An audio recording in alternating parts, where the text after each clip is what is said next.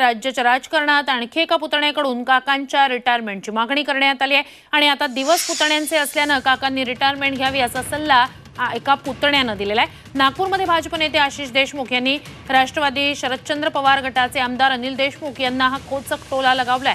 2014च्या निवडणुकीनंतर आशिष देशमुख पळून का गेला अशी जहरी टीका अनिल देशमुखांनी जाहीर कार्यक्रमात केली होती। त्याला आशिष देशमुख यांनी प्रत्युत्तर दिले।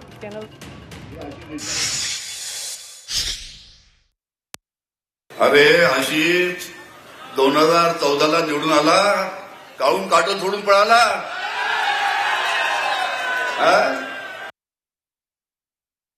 पुतण्यांचे दिवस आहे। अजित पवारांना राष्ट्रवादी घड्याळ मिळालेली आहे।